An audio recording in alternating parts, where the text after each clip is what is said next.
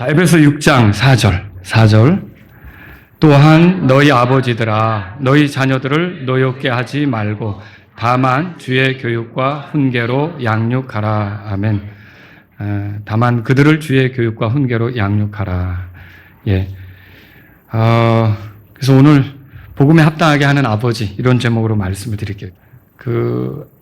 하먼 킬르브루라고 하는 이 사람의 이야기부터 시작을 해야겠습니다.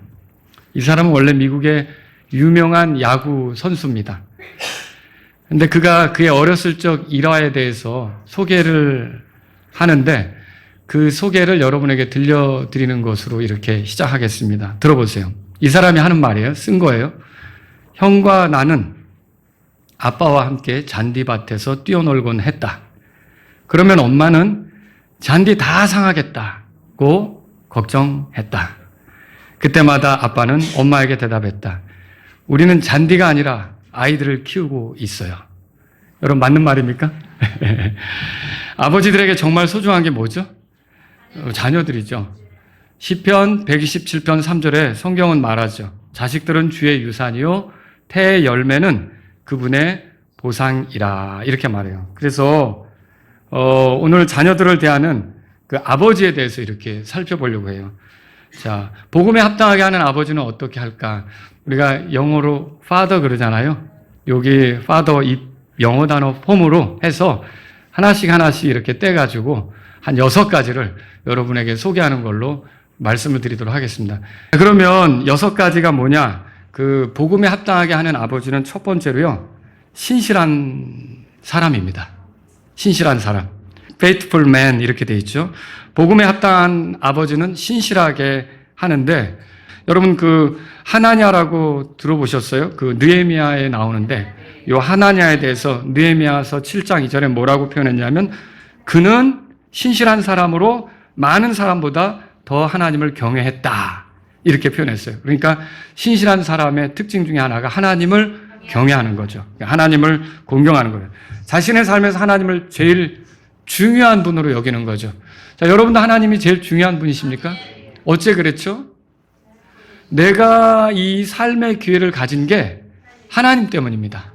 그리고 내가 누리는 모든 것들이 그분에게로부터 왔습니다. 거기서 끝나지 않고 그분이 나를 구원해 주셨습니다. 그래서 그냥 한번 태어난 걸로 살다가 끝난다면 비참한 종말에 이르겠지만 다시 태어나서 하나님의 자녀로 살 수 있게 하셨으니 그게 얼마나 놀라운 일입니까? 그리고 이 하나님을 가까이 할 수 있도록 만들어주신 예수 그리스도는 그래서 그 신실한 사람에게는 주님이 되고 구원자가 되는 거죠. 여러분 신실한 아버지의 모습에는 이렇게 하나님을 공경하는 거 두려워하는 게 있다라고 하는 거죠. 그래서 자녀들에게도 아버지가 신실하다는 것을 보여줍니다. 아버지가 뭐 하고 있는 것 같아요? 예, 아침에 일찍 일어나서 경건 시간을 갖는 것 같죠. 예, 자녀가 구원받았다면 이 신실한 아버지를 놓고 볼 때 나도 저 아버지처럼 신앙생활 하고 싶다 이런 마음이 들어요. 그게 신실한 사람의 모습이라는 거예요. 나도 저 아버지처럼 신앙생활 해야겠다.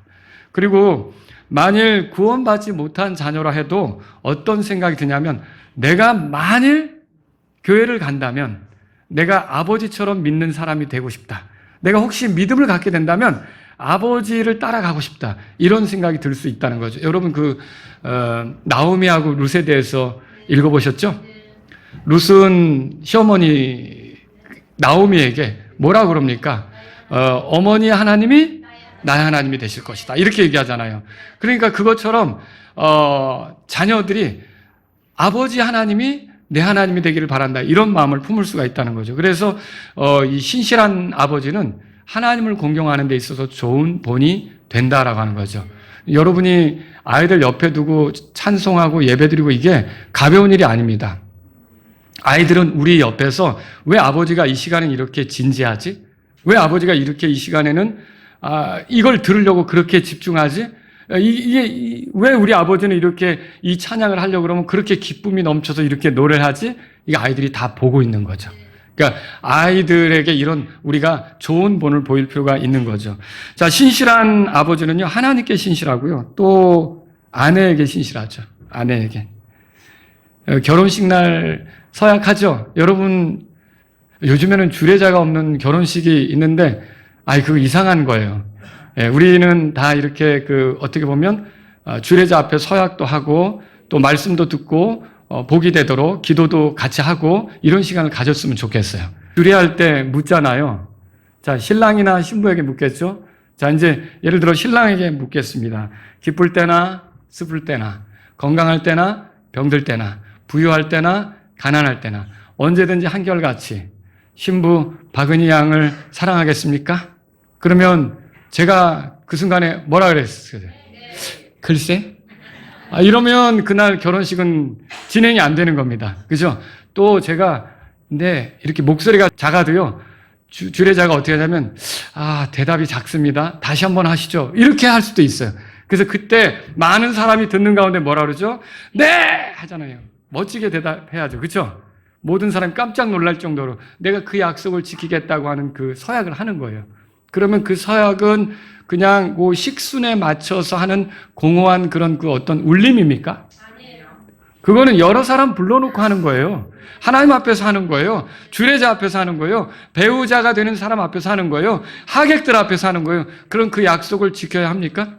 네. 그 약속을 지키는 거죠. 그래서 그 약속을 지켜가는 것이 아내에게 신실한 거죠. 그러니까 우리 자녀들은 우리의 부모님이 배우자에게 신실하다는 것을 봐야 돼요. 그러니까 우리 아버지가 우리 엄마에게 참 신실하다, 이걸 볼 필요가 있는 거죠. 그래서 여러분, 절대로 아내 이외에 다른 여자에게 아내와 같은 태도로 마음을 주거나 또 이렇게 행동을 하거나 몸을 주거나 이렇게 하면 절대로 안 되는 거죠. 이건 있을 수가 없는 거예요. 자, 아버지하고 어머니 사이에 갈등이 있다. 그러면 그 자녀들은 그 아버지 어머니가 울타리가 되는데 그 울타리가 튼튼하게 보입니까? 불안하죠. 그런 불안한 그런 울타리 속에서 자녀들이 성장하지 않도록 여러분은 배우자를 신실하게 사랑하는 그런 남편들이 돼야 된다는 거죠. 이게 우리가 배워야 될 거예요. 그래서 저번에도 우리가 말씀을 통해 배웠지만 에베소 5장 25절에 나온 것처럼 복음에 합당하게 하는 아버지의 모습은 어떠하냐? 그리스도께서 교회를 사랑하는 것 같이 그렇게 자기 아내를 사랑한다. 이렇게 정리할 수 있는 거죠. 자, 두 번째로 A이죠. affectionate man 그랬는데 애정이 많은 사람이에요. 자, 이 애정이 많다. 이 단어는 상대방에게 부드러운 감정 그리고 적극적인 그 애정을 적극적으로 이렇게 표현하는 걸 얘기하는 거예요. 따뜻한 말은 물론 이렇게 토닥거려 주기도 하고 안아주기도 하고 아버지들은 우리 자녀들을 좀 안아주십니까? 에이, 남사스럽게 이렇게 하는 거 아니죠? 에이, 이상해. 여러분 자녀들을 많이 안아주십시오. 목사님도 그러세요? 저도 우리 아들들 안아줍니다. 네. 여러분이 자녀들을 안아줘야 돼요. 안아주고 토닥거려주고 또 피곤한 것 같으면 어깨도 주물러 주고 이렇게 해서 여러분의 애정을 적극적으로 표현하시기 바랍니다. 예, 우리가 이거 누구한테 배우는 거냐면 하나님 아버지한테 배우는 거죠. 하나님 아버지 어때요? 들어보세요. 그러나 우리가 아직 죄인이었을 때 그리스도께서 우리를 위하여 죽으심으로 하나님께서 우리를 향한 자신의 사랑을 어떻게 돼 있어요? 밝히 보여주셨느니라. 밝히 보여주셨느니라. 사랑을 밝히 보여주셨다. 이렇게 로마서 5장 8절에서 말한다는 거죠. 그러니까 여러분이 가지고 있는 사랑을 분명히 자녀들 안 사랑하는 사람은 없어요. 그런데 우리 아버지는 절대 애정 표현을 안 한다. 우리 아버지는 묵뚝뚝하다. 우리 아버지하고 있으면 웬 나무 자라가고 있는 것 같다. 이렇게 있으면 안 되는 거죠. 우리 아버지가 나에게 와서 애정을 표현하고 따뜻하게 하고 이렇게 하는 것을 느낄 수 있도록 자녀들에게 해줘야 된다는 거죠. 이런 것들이 또 커가면서 이제 기억에 나죠. 저 같은 경우도 제가 우리 아버지랑 단둘이 어디 처음 갔던 기억은 초등학교 6학년 때 덕수궁에 갔던 기억이 아직도 나요. 그 기억이. 덕수궁을 이렇게 아버지가 데려가셔서 미술 작품도 보고 거기 이렇게 다녀왔던 기억. 그리고 아버지가 저에게 뭐 이렇게 표현하신다고 직접 어느 날 막 뚝딱거리더니 책꽂이를 직접 만들어 주시는 거예요. 거기다가 여러분 소년중앙이라고 아세요? 네, 소년중앙 거기다 꽂는 재미로 또 어렸을 때 살았죠. 이게 아버지가 그렇게 해준 기억, 아버지가 뭔가 나에게 애정을 표현하고 베풀어 준 기억이 지금도 있다는 것이죠. 이게 꽤 오랜 시간이 지났는데도, 그리고 아버지가 시계를 사다 줬는데 이런 시계가 아니에요. 근데 그 가짜 시계 있죠. 이렇게 보면 바늘이 왔다 갔다 하는 시계가 있어요. 그런 거 아세요? 그걸 사다 줬는데 그건 더 어린 시절이죠. 그 기억이 아직도 나요. 와, 우리 아버지가 나에게 이런 걸, 야, 시계야 하고 찾는데 그 시계 어떻게 제대로 볼 줄도 모르면서 그런 거 차고서 막 이렇게 좋아하던 그런 기억이 나요. 여러분, 이렇게 사랑은 그냥 여러분 속에 꼭 담아놓는 게 아니라 하나님처럼 사랑을 밝히 보여주셨느냐고 했잖아요. 여러분의 사랑을 이 자녀들에게 표현할 수 있기를 바랍니다. 하나님께서 그랬어요. 말라기서 1장 2절에 보면 주가 말하노라 내가 너희를 사랑하였노라. 이게 성경에 써 있는 거예요. 하나님께서 사랑하는데 침묵하십니까? 아니죠. 내가 이렇게 너희를 사랑하였노라 이렇게 표현한다는 거죠. 그러니까 우리도 우리 자녀들에게 사랑한다, 기운내라, 너 잘 할 수 있다, 이런 그 표현들을 하는 게 필요하다는 거죠. 여러분, 예수님은 어떠셨을까요? 제자들에게 이렇게 그 여러 가지를 가르치면서 이런 말씀 하신 적이 있어요. 내가 너희를 사랑한 것 같이 너희도 서로 사랑하라. 그러면 내가 너희를 사랑한 것 같이 하면 무슨 말이에요? 내가 너희를 사랑한다. 아냐? 그죠? 그리고 예수님은 말로만 사랑하셨어요? 어떻게 하셨죠? 예수님께서는 직접 발도 이렇게 씻어주셨잖아요. 발도 씻어주시고 심지어 십자가로까지 나아가셨잖아요. 그 사랑을 적극적으로 표현하신 거죠. 그래서 여러분의 자녀들에게 사랑한다라는 그 표현을 하시고 그 애정을 표현해 주실 수 있기를 바랍니다. 오늘날의 시절은요, 애정이 결핍된 시절에 사는 아이들이 많아지고 있어요. 그러니까 아빠도 엄마도 바빠요. 밖에서 일을 하는 시간이 많아요. 그러니까 뭐 따뜻하게 엄마의 손을 타거나 아빠의 손을 타거나 이게 어렵다는 거죠. 그러나 우리가 하나님을 섬기는 복음을 받아들인 사람들이라면 우리의 자녀들에게 이렇게 애정을 따뜻하게 표현해주는 그런 아버지들이 될 수 있기를 바랍니다. 근데 여러분, 이런 게 아니라 이제 애정은 잘 표현 안 하면서 반대로 화나는 거는 잘 표현하는 경우가 있어요. 그러면 자녀들의 기억에 좋은 게 남겠습니까? 아니죠. 그리고 오늘 에베소서 6장 4절도 읽었지만 너희 자녀를 노엽게 하지 말라 그랬거든요.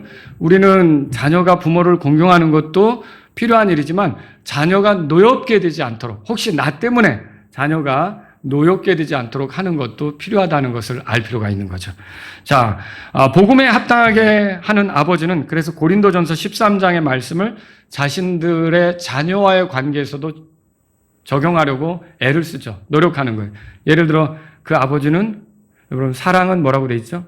오래 참고, 사랑은 친절하고, 그렇게 돼 있잖아요. 그러니까 그런 아버지는 어떻게 합니까? 자기 자녀에게 오래 참고, 그 아버지는 친절하고, 그 아버지는 우쭐대지 않고 보기 흉한 짓을 하지 않고, 그 아버지는 자기 것을 추구하지 않고 딸을 이용해 먹으려고 하지 않는다는 거죠.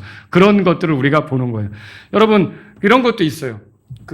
자녀에 대한 욕심이 지나쳐서 내가 이거 대보고 싶었는데 내가 못 됐어요.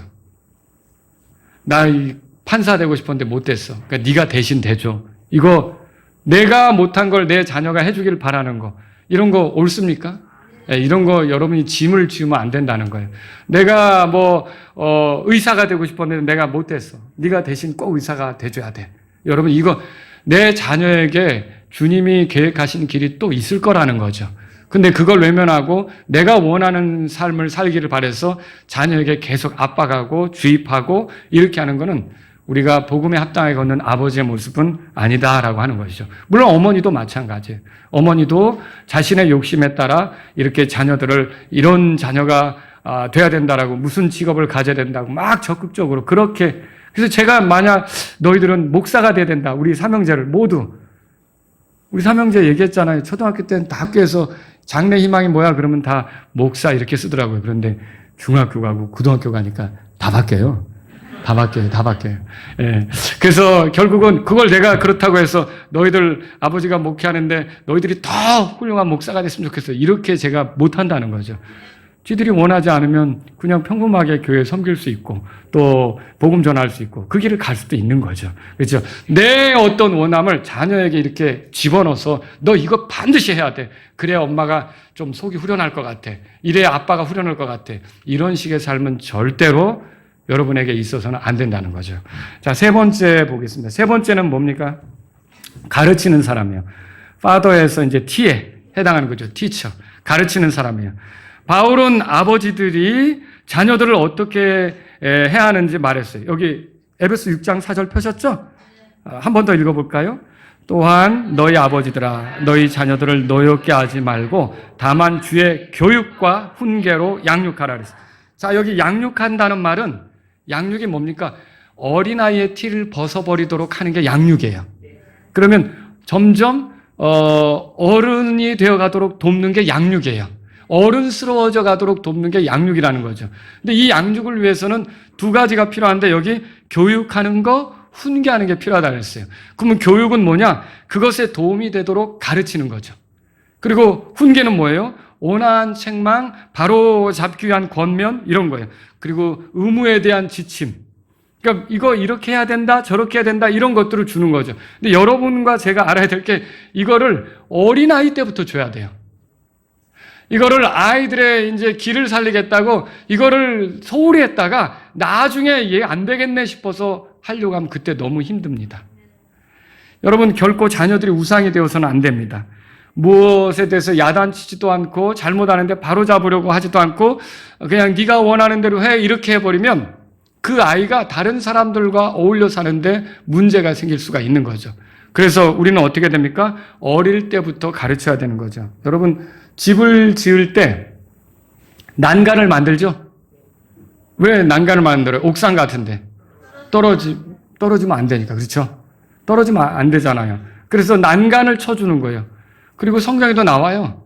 이 집을 만드는데 유대 땅에서 난간을 만드는지 않아가지고 누가 떨어졌다 그러면 그 피해에 대한 책임을 그 집 주인에게 돌려야 되는 거예요. 그러니까 이게 떨어지지 않게 난간을 쳐주는 거죠. 그러면 우리 자녀들이 자랄 때도 요거 넘어가면 안 된다라는 요 난간, 이 울타리 이런 것들을 아버지들이 쳐줄 수 있어야 돼요. 근데 애들한테는 여러분이 그 생각할 때 애들한테 우리 저번에 이준수 목사님 와서 말씀 전할 때도 여러분이 들으셨지만 유대인들은 애들에게 이유를 막 설명해 주는 게 아닙니다. 그 세상 교육이에요, 그거는. 어쨌든 아이들은 그 아직 판단력도 떨어지고 그래요. 그래서 아이들에게는 바른 걸 가르쳐 주고 이 아이가 점차 커가면서 그래서 이랬구나를 깨닫게 해줘야 되는 거죠. 근데 그 아이에 대해서 존중한다는 뜻으로 네가 알아서 해라. 네가 원하면 하고 네가 원하지 않으면 하지 말고. 여러분 이렇게 하면 안 돼요. 교회에 데려오는 것도 마찬가지예요. 여러분이 그리스도인 부모라면 여러분 밑에 태어난 아이는 여러분의 권위에 있는 거예요. 권위 아래. 그렇죠? 그러면 이건 내가 그 권위 아래에 있는 아이를 내가 어떻게 해야 됩니까? 하나님께로 이끌려고 할 수 있는 대로 데리고 오고 이 아이는 크면서 자연스럽게 교회 가는 것이 몸에 배도록 이렇게 도와주는 게 필요한 거죠. 그런데 아이를 존중한다고 네가 원하면 가고 이렇게 하면 안 된다는 거죠. 이게 이제 나중에 고치려고 하면 어려워지는 거죠. 근데 나중에 이제 그거를 하려고 할 때 강제적으로 할 땐 많은 문제가 생기니까 기도도 하고 여러 가지 또 다른 방법들도 써야 될 일이 생길 수 있어요. 그렇게 되지 않으려면 어린 시절부터 자연스럽게 주일 아침이면 나는 옷 입고 예배당 간다. 이런 것들이 아이들에게 배워놔야 된다라고 하는 것이죠. 자, 여러분 그래서 잠언 22장 6절에 아이가 마땅히 가야 할 길로 아이를 훈련시키라. 아이를 훈련시키라 그랬어요. 그리하면 그가 늙어서도 그 길을 떠나지 아니하리라. 저는 그 다니엘이 10대 후반의 청년일 때 그 바벨론으로 끌려가가지고 주님을 위해 작정한 마음이 있었잖아요. 그러면 여러분 그게 다니엘이 그 젊은 시절에 품었던 마음이 벌써 바벨론 제국이 무너졌어요.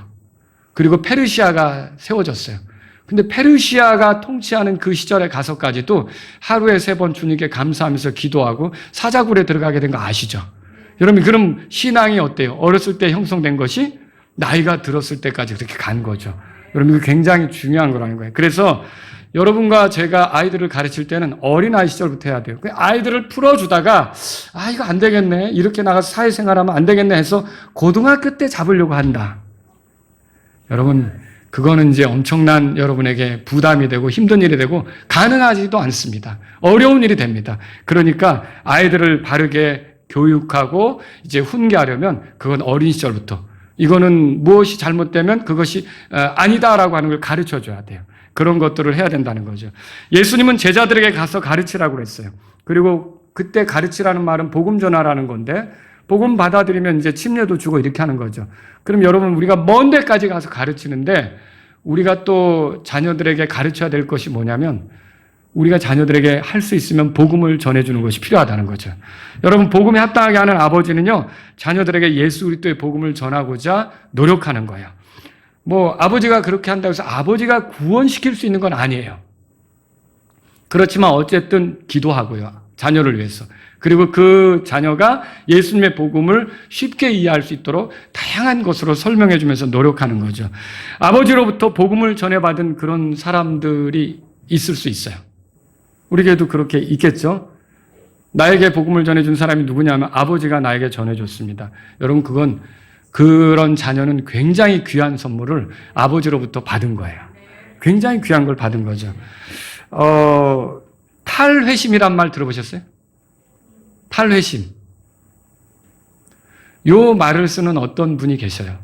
회심했지만 다시 회심을 취소한다. 이런 개념이에요. 근데 여러분, 내가 예수님께로 돌이켰고 믿기로 했는데 이제는 내가 믿지 않겠다 이렇게 해서 말하자면 돌아가는 건데, 자, 그 사람이 정말 구원받았다고 생각하세요? 여러분, 어떻게 보면 그 탈회심이라는 용어는 기독교계에 어울리지 않습니다. 애당초 그 사람이 제대로 회심한 게 아닌 거죠. 정말 내가 회심했다면 이 주님과의 나의 관계는 하나님의 사랑이 나를 끊을 수 없잖아요. 그죠? 그리고 이 구원이 나의 어떠함에 기초해서 완성되는 게 아니라 하나님의 어떠하심에 의해서 완성되는 거잖아요. 이거 어떻게 이걸 뒤로 물을 수가 있냐는 거죠. 이건 있을 수가 없는 거죠. 근데 제가 이름만 대면 알만한 어떤 유명한 우리 한국교회 목사님들이 존경한다고 하는 장로교 목사님 아들이 스스로 탈회심을 선언했어요. 그분이 쓴 책들을 제가 이렇게 읽게 됐어요. 그럴 때 야, 이분이 어떻게 교회 문제점들을 이렇게 알고 있을까? 이분이 킹제임스 성경만 알면 좋겠다. 그 생각까지 들었던 사람이에요. 근데 지금에 와서는 그 사람이 스스로 탈회심을 선언하면서 뭐라 그러냐? 최근에 이런 얘기했어요. 예수가 뭐 그리 대단하냐? 인간이 어찌 모든 사람의 죄를 용서할 수 있겠느냐? 저는 충격을 받았어요. 그 훌륭한 목사님의 아들이 그렇게 했을 때 너무 마음이 아팠던 거죠. 그분을 위해서 기도가 필요하죠. 여러분, 이게 그럼 아버지가 그 아들에게 강제로 예수님을 믿게 할 수 있습니까? 그렇게는 못한다는 거예요. 그렇지만 어떻게 돼요? 아들이 하나님을 두려워하고 예수님의 복음에 대해서 이렇게 들을 수 있는 기회를 갖게 하고 그리고 마음이 열려서 받아들일 수 있도록 기도하고 아버지는 그런 노력들을 기울여야 된다라고 하는 것이죠. 복음에 합당하게 하는 아버지는요, 아이들이 구원받았을 때 또 예수님의 명령대로 하도록 그렇게 가르치는 거예요. 여기 중요한 거 얘기해 드릴게요. 성민이가 잘못했어요. 아버지 말을 안 들었어요. 그러면 아버지가 화가 날 수 있겠죠. 야! 왜 아빠 말을 자꾸 안 들어? 이렇게 될 수 있겠죠. 자, 우리가 가르칠 때 내 말을 안 들은 거에 대해서 바로잡겠다고 하는 거는 한계가 있습니다. 이게 어떻게 되는 거냐면 성민이가 이제 덩치가 커지고 아버지보다 돈 더 잘 벌고 좋은 위치에 있게 되잖아요. 그러면은 그런 말이 통하지를 않습니다. 그렇게 될 때는. 근데 그럼 어떻게 가르쳐야 되는데요? 성민이에게 성민아, 하나님께서는 하나님이 들어가야 돼요. 하나님께서는 부모님에게 순종하기를 원하신다. 부모님에게 순종하지 않는 사람은 하나님이 기뻐하지 않는다. 우리가 하나님 앞에 바르게 살아야 된다. 아빠도 하나님 보실 때 좋게 살려고 노력한다. 아빠도 그렇게 할 테니까 성민이도 그렇게 해주자. 이렇게 해야 되는 거죠. 근데 대개 아빠, 엄마들이 어떻게 가르치냐면 내 말을 안 들으면 화가 발끈 나가지고 왜 내 말을 안 들어? 왜 그 모양이야? 이렇게 가는 거죠. 그래서 그거는요, 한계가 있는 거예요. 여러분과 저는 다 누구 앞에 살아가고 있습니까? 하나님 앞에 살아가고 있죠. 하나님이 기준이시다라는 생각으로 자꾸만 하나님께 맞추게 해야 돼요. 그리고 아이들이 잘못했을 때는 엄마 잘못했어요. 아빠 잘못했어요. 이렇게 얘기할 수 있겠죠. 근데 그게 정말 잘못이라면 하나님께도 네가 자백을 하도록 가르쳐야 돼요. 그래서 하나님 앞에 바르게 되는 아이가 돼야 이 아이가 아버지보다 덩치가 커지고 아버지보다 많이 알게 되고 아버지보다 좋은 직장에 다니게 되더라도 하나님을 공경하는 그게 배어 있으면 그게 그 하나님을 섬기는 중심에서 바르게 살아가야 되는 중심에서 떠나지 않게 된다는 거죠. 근데 아버지가 기준이 되면 아버지가 별 볼 일 없어질 때 그때는 기준이 다 깨지는 거예요. 그래서 저와 여러분들은요, 자녀들을 가르칠 때 어떻게 됩니까? 하나님 앞에 우리가 어떻게 살아야 되는지 기준을 가지고 가르쳐줘야 된다는 거죠. 또 그것뿐만 아닙니다. 여러 가지를 가르쳐줘야겠죠. 그 유대인 속담에 이런 게 있죠. 애들한테 물고기 계속 잡아주는 것보다 뭐라 그래요? 낚시하는 법을 가르쳐라. 그렇게 하잖아요. 그러니까 우리 아이에게 하나님이 주신 재능이 뭔지를 찾으려고 해야 돼요. 그리고 그 재능을 연마할 수 있도록 도와주려고 해야 돼요. 그리고 이 아이가 이제 여러 사람과 어울려 사는 법을 가르쳐 줘야 돼요. 여러 가지를 가르쳐야 돼요. 그냥 좋은 데 데리고 다니면서 먹여만 준다고 하는 게 아니에요. 그리고 또 돈을 모으고 관리하고 쓰는 법도 가르쳐 줘야 돼요. 그 물질에 대해서 낭비하지 않도록. 그리고 결혼 배우자를 만나는 것도 가르쳐 줘야 돼요. 펄 워셔라고 하는 목사가 이렇게 인터뷰하는 내용을 들었어요. 제가 그분의 신앙교리나 이런 걸 100% 동의한다는 건 아니지만 하나의 예를 말씀드리는 거예요. 그게 뭐냐면 어린 아이 때부터 자기의 배우자를 위해서 기도하라고 시킨다는 거죠. 아니 그렇게까지 할 필요가 있나? 근데 인생을 살아가는 데서 정말 중요한 게 배우자라고 한다면 그것에 대한 준비는 진작에 필요하고 내가 그 기도를 하면서 내 만날 배우자를 위해서 나 자신을 준비해 간다. 나 자신을 순결하게 해간다. 나 자신을 지켜간다. 내가 거기에 맞게 간다. 이런 자세가 사실 필요하다는 거죠. 아무 생각도 없이 허둥지둥 만나가지고 결혼하는 것보다. 그래서 이런 것들을 아이에게 가르친다는 거죠. 또 자녀 양육하는 것도 가르치고 심지어 뭐 집안일 하는 것도 가르치고요. 집안일 하는 것도 가르치고 교회에서 섬기는 법도 가르치고 여러분 자녀들에게 가르칠 게 많습니다. 그래서 아버지는 티처로서 가르쳐야 된다라고 하는 거죠. 그 다음에 아버지는 어떤 사람입니까? 이제 H, father에서 H, 헬퍼예요. 돕는 사람이에요. 돕는 사람. 아버지는 돕는 사람이죠. 자녀들은 많은 실수를 하죠. 이 실수 목록을 작성해가지고 여차하면은 지난번에도 그러더니 또 그러네 하고 여러분이 들이밀기를 좋아하잖아요. 그럼 자녀를 노엽게 하게 됩니다. 이게 여러분과 제가 알아야 될 게 뭐냐면 뭐 우리도 실수 많이 하잖아요. 근데 자녀들도 실수를 많이 한다는 걸 인정하셔야 돼요. 처음부터 완벽하지 않습니다. 제가 한 번은 주일 아침에 그런 걸 깨달은 적도 있어요. 아침에 예배 드리러 가야 되는데 막 준비하잖아요. 근데 우리 자녀들 중에 누구라고 얘기는 안 하겠습니다만 그날 아침 저를 속상하게 했어요.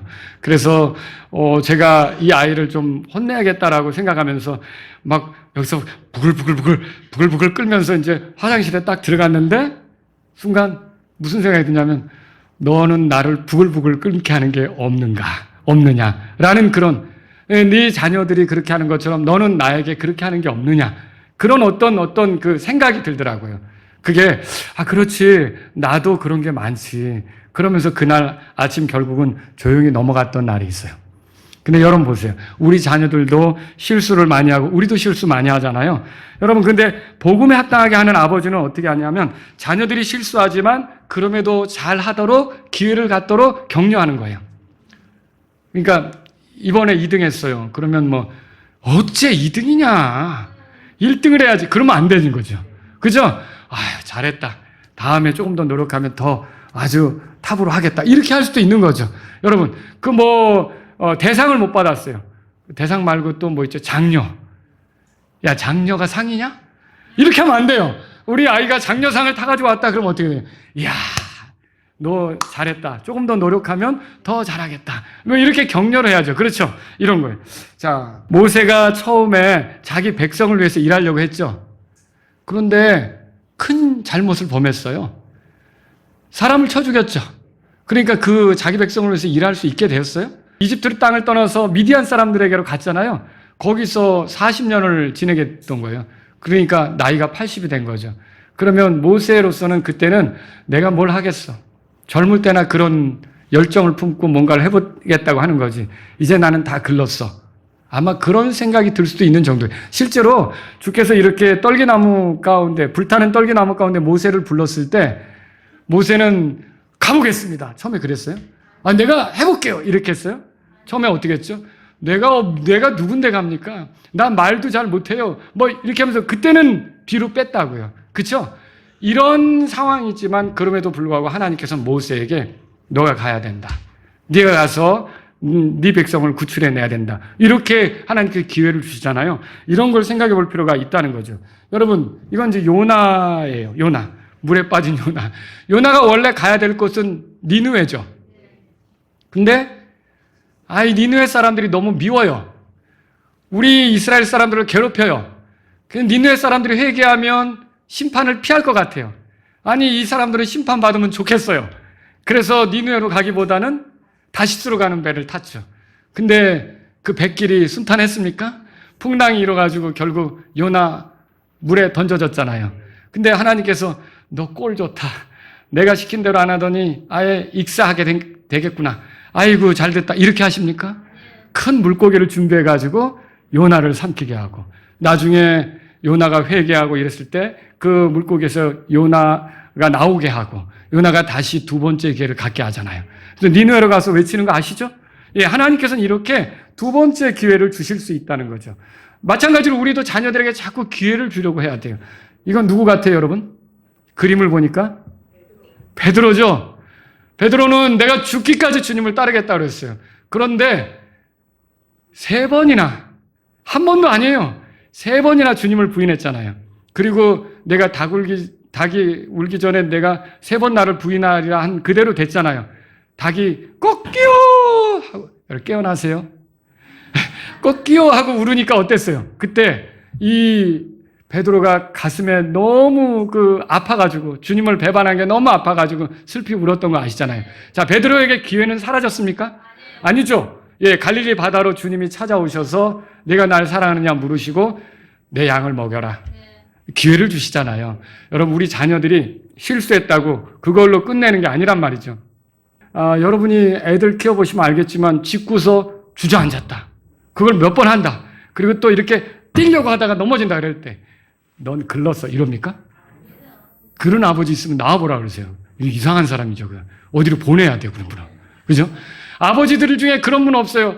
해봐. 또 다음에 또 며칠 지나가지고 이렇게 한 발짝 하면서 해봐 이렇게 하잖아요. 그러니까 부모는 자꾸 기회를 주는 거죠. 하나님께서도 우리가 실수하고 우리가 모자라고 우리가 부족하고 이렇게 해도 하나님은 어떻게 하십니까? 우리에게 자꾸 기회를 주시면서 이전과는 다른 모습으로 나아가도록 하신다는 거죠. 여러분, 그런 하나님 만나셨어요? 저는 그런 하나님이 너무 감사해요. 그런 하나님 때문에 계속 주님을 섬길 수 있다는 거, 다시 시도할 수 있다는 게 너무 감사해요. 그렇다면 우리가 자녀들을 키울 때 이런 아버지처럼 우리도 자녀들에게 자꾸 기회를 주려고 하셔야 된다는 거죠. 히브리서 13장 6절에 뭐라고 써 있어요? 주는 나를 돕는 분이시다. 그렇게 써 있어요. 주는 나를 돕는 분이시다. 그래서 아버지는 그렇게 자녀들의 실패에 대해 판단하거나 무시하거나 하지 말고, 제일 무서운 말이 그런 거예요. 너는 안 돼. 너는 글렀어. 이런 말 하지 마세요. 절대 이게 무서운 말이에요. 자녀를 놓고. 무서운 말이라는 거죠. 항상 아이들에게 힘이 되도록 여러분이 격려하는 아버지가 될 수 있기를 바랍니다. 그래서 다음에는 격려하는 사람이에요. 격려하는 사람. 자, father, encourage man. 그래서 격려하는 사람이에요. 여러분, 나무를 든든하게 심는 멋진 아빠라는 책에서 발견한 글을 읽어드릴게요. 들어보세요. 피곤해 지친 아버지가 철물가게에서 돌아와 사온 물건을 들고서 부엌으로 들어왔네. 8살 난 꼬마 아이가 아버지를 기다리며 동생이 한 일을 어떻게 말할까 궁리하고 있었네. 밖에서 놀고 있을 때 엄마가 불러서 들어왔더니 동생이 크레용으로 벽에 낙서를 해놓았어요. 아빠가 얼마 전 서재에 붙여놓은 새 벽지에다요. 나는 그 녀석에게 이렇게 말했죠. 또 그런 일을 하다니 너 이제 큰일 났다. 그렇게 말했어요. 아빠는 얼굴에 주름을 잡았네. 네 동생 지금 어디 있는 거냐? 아빠는 손에 든 것을 내려놓고 아이를 혼내주려고 작심한 듯 작은 아들이 숨어있는 작은 방으로 성큼성큼 걸어갔네. 아빠는 문을 열며 작은 아들의 이름을 불렀네. 작은 아들은 이제 무슨 일이 벌어질지 짐작하고서 무서워 떨었다네. 한 10여 분 동안 아빠는 고래고래 소리치며 얼마나 힘들게 벽지를 발랐는지 흥분해서 말했다네. 이제 벽지를 다시 발라야 할 판이라고 투덜대며 아빠는 작은 아들이 한 행동을 나무라기만 하였다네. 아빠는 아이를 나무랄수록 더욱 화가 치밀었다네. 아빠는 마음이 상한 채 무거운 발걸음을 이끌고 방을 나갔다네. 아빠는 두려운 일을 확인이라도 하려는 듯 서재로 향했다네. 하지만 아빠는 벽을 보았을 때 그만 두 눈에서 눈물이 쏟아졌다네. 벽의 내용은 마치 화살같이 아빠의 마음에 빠져들었다네. 난 아빠와 엄마를 사랑해요. I love you, mom and dad. 하트. 이 모양의 낙서가 있었다는 거죠. 그 벽지는 지금까지 그대로 남아있고 그 둘레에는 온 가족의 얼굴이 담긴 액자가 둘러있다네. 아빠에게 그리고 우리 모두에게 영원히 기억되도록 벽에 쓴 낙서를 읽기 위해 우리 모두 가보기로 할까요? 이런 내용의 글이에요. 여러분, 우리가 아이들의 의도도 모르고 내 입장에 맞지 않았다고 막 쏟아부으면서 화를 낼 수가 있다는 거죠. 그래도 아이가 왜 그렇게 했는지 찾아가서 살펴보고 그걸 좀 더 이렇게 아이 쪽에서 이렇게 생각하고 들여다봤더라면 성급하게 아이에게 폭탄을 쏟아내듯이 그렇게 하지는 않았겠죠. 그래서 아이들이 내 뜻대로 하지 않았다고 윽박지르고 야단치고 자기 혈기를 조절하지 못해서 아이에게 분풀이하면 안 된다는 거죠. 아이들은 하나님께서 주신 선물입니다. 그렇게 대하라고 주신 선물이 아닌 거죠. 예, 아이들이 잘하는 것은 칭찬하고 잘못하는 것은 도전해보라고 하고, 예, 그게 복음에 합당하게 하는 아빠입니다. 아빠는 다른 사람의 말에 귀를 기울일 줄도 알아야겠죠. 아내의 말에도 기울이고, 또 직장 동료의 말에도 기울이고, 지체들의 말에도 기울이고, 근데 자녀들의 말에도 귀를 기울일 필요가 있는 거예요. 너는 왜 그 모양이야? 너 도대체 뭐가 될래? 이런 식의 말보다 주께서 도우시면 너도 할 수 있다. 너도 할 수 있다. 이렇게 말해주는 거죠.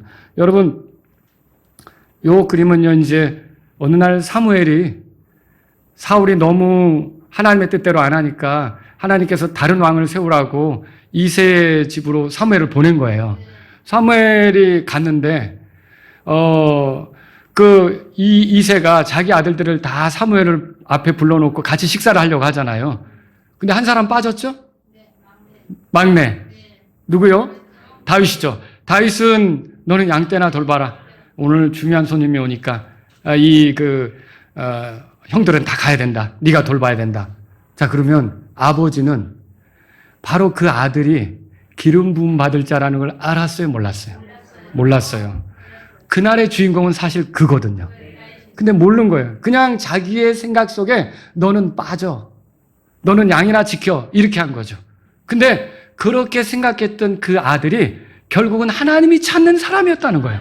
그럼 이건 뭘 얘기하느냐? 우리도 모르게 이 아이를 그런 다윗을 대하듯이 너는 어리니까 빠져. 넌 저기 있어. 이렇게 할 수도 있다는 거죠.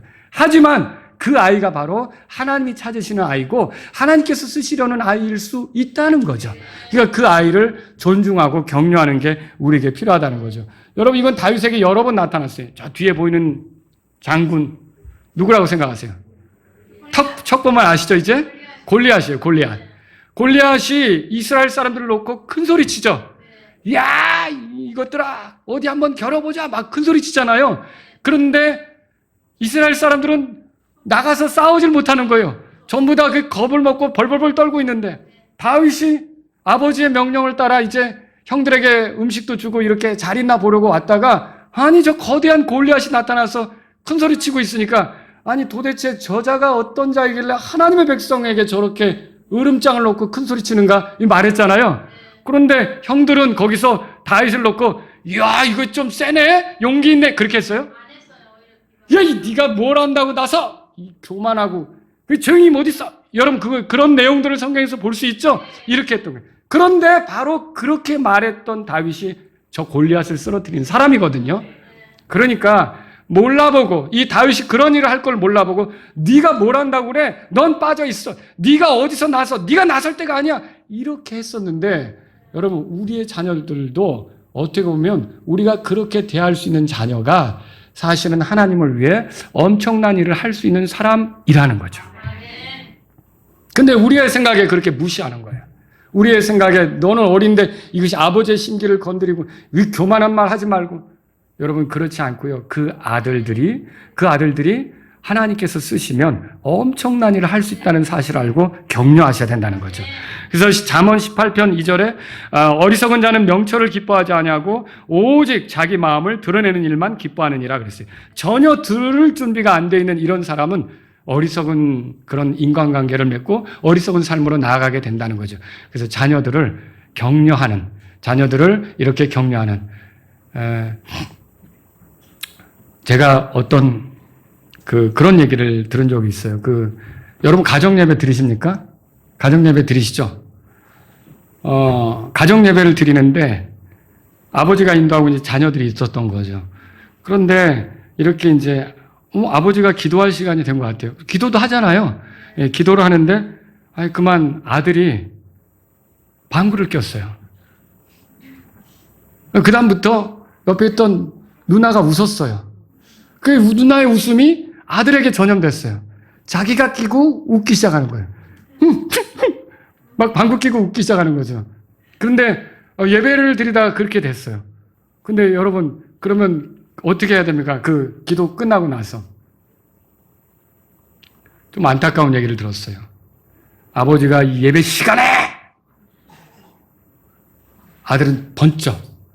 여러분 이게 어쩔 수 없는 거잖아요. 어쩔 수 없는 거잖아요. 경배 시간에 웃음이 있었던 거고 그러면 다른 쪽으로 진정하고 가야 되는 거죠. 그런데 아이에 대해서 용납을 못한 거죠.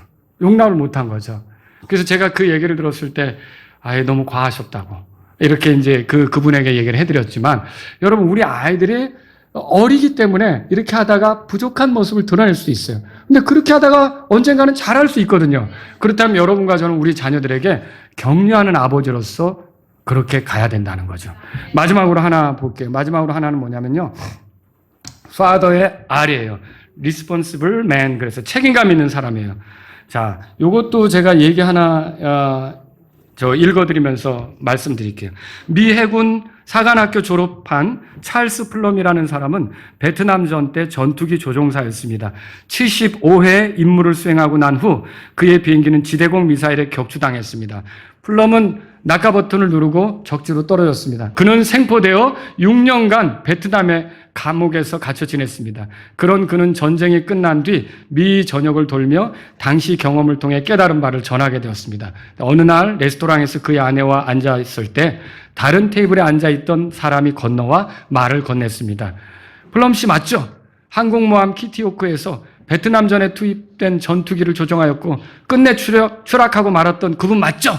이렇게 물었어요. 그 사람을 알아본 거죠. 도대체 당신이 어떻게 그 일을 알고 있습니까? 라고 플럼이 물었습니다. 내가 바로 당신의 낙하산을 챙겨 넣어준 사람입니다. 그랬어요. 그렇게 대답한 거죠. 플럼은 놀라서 숨을 크게 내쉬고는 고맙다고 말했어요. 그 사람은 손을 잡고 흔들면서 낙하산이 제대로 펴질 줄 알았습니다. 그랬어요. 플럼은 감사한 마음을 표현하며 이를 확인시켜 주었어요. 낙하산은 잘 펴졌죠. 그래서 여기 제가 있는 거 아닙니까? 만약에 여러분 비행기에서 탈출하는데 낙하산이 안 퍼졌으면 어떻게 됐어요? 그대로 떨어져서 죽는 거죠. 자, 그런데 플럼은 항공모함 내부의 긴 나무 테이블 위에서 낙하산 한 올 한 올 정비하느라 오랜 시간을 보낸 그 사람에게 대해 그 사람을 보면 이제 이런저런 생각을 하게 된 거예요. 매번 낙하산을 수리하면서 그 사람은 자신이 알지 못하는 누군가의 운명을 결정하고 있었던 거죠. 그러지 않습니까? 그런 것처럼 자녀들도 깊이 느끼진 못하지만 이런 거예요. 자녀들의 결정적인 순간의 필요를 위해서 아버지들이 준비하고 있는 거죠. 맞습니까? 아버지들이 그런 준비를 하고 있는 거예요. 자녀들을 위해 낙하산을 준비하는 사람이 되어야겠죠. 자녀들을 위해 1년 뒤에 뭐가 필요한지, 5년 뒤에 뭐가 필요한지, 10년 뒤에 뭐가 필요한지 이렇게 생각하면서 하나씩 준비해가는 아버지가 돼야 된다는 거죠. 근데 이렇게 하려면 어때야 돼요? 노름에 빠지고 주색 잡기에 빠지고 여흥이나 즐기러 다니고 있는 돈 펑펑 써대고 이렇게 하면 그거 가능합니까? 그거 안 된다는 거죠. 자녀들을 돌보려고 하는 마음을 가져야 되는 거죠. 여러분 성경에 보면요. 그러나 만일 누구라도 자기의 친족, 특히 자기의 집안에 속한 자들을 부양하지 아니하면 그는 믿음을 부인한 것이요 불신자보다 더 나쁜 자니라. 내 가족을 부양해야겠다. 특히 내 자녀들의 필요를 채우도록 노력해야겠다. 이런 마음을 가지고 내 시간을 아끼고 힘을 아끼고 이렇게 가는 아버지가 돼야 된다는 거예요. 그럴 때 하나님이 그에게 자녀를 맡겼잖아요. 우리 소유입니까? 아니죠. 하나님께서 우리에게 맡기셔서 우리가 잘 키워서 세상으로 보내라고, 주님의 영광을 위해 사는 사람으로 이렇게 보내라고, 우리로부터 독립하도록 이렇게 우리에게 보낸 거 아닙니까? 그러면 그런 독립 준비를 잘할 수 있도록 아버지가 책임감을 가지고, 아까 가르친다는 얘기도 했지만 필요한 것들을 이렇게 되면서 자녀들이 거기에 맞게 준비해 나갈 수 있도록 돕는 아버지가 돼야 된다는 것이죠. 이게 복음에 합당한 아버지다라고 하는 걸 우리가 오늘 성경을 통해서 정리했으면 좋겠습니다. 복음을 받아들인 아버지는요, 복음에 합당하게 합니다. 신실한 아버지고요, 또 다정한 아버지고요, 가르치는 아버지고요, 그리고 돕는 아버지고요, 격려하는 아버지고요, 책임감 있게 부양하는 아버지가 되는 거죠. 우리 모두 이런 아버지로서 복음에 합당한 아버지의 모습을 드러낼 수 있기를 바랍니다. 다 같이 일어나시겠습니다. 오늘 말씀을 들으신 여러분 가운데 하나님 아버지, 저에게 귀한 자녀들을 주셔서 감사합니다. 이런 자녀들을 신실하게 양육하기를 원합니다. 다정하게 양육하기를 원합니다. 가르치면서 양육하기를 원합니다. 도우면서 양육하기를 원합니다. 격려하면서 양육하기를 원합니다. 책임있게 부양하면서 양육하기를 원합니다. 귀한 아버지로서의 임무를 잘 하고자 하는 그런 분들이 있다면, 그리고 내 자녀들은 다 컸지만 여전히 아버지가 이렇게 하나님을 섬기는 것에 대해서 나도 존중하고 같이 하고 싶다라는 마음이 들도록 좋은 본을 보이겠습니다. 이런 분이 있다면 이 시간 주님 앞에 나아가십시오. 혹시 여러분들의 아버지를 위해서 기도하겠습니까? 우리 아버지가 복음에 합당한 그런 아버지, 복음에 합당하게 하는 아버지가 되도록 우리 하나님께서 도와주시기를 원합니다. 아버지 하나님, 저도 언젠간 아버지가 될 텐데 정말 주님이 기뻐하시는 아버지의 모습을 드러내면서 가기를 원합니다. 이런 분이 있다면 기도하시고요. 여러분의 가정을 위해서 여러분 같이 기도하시겠습니다.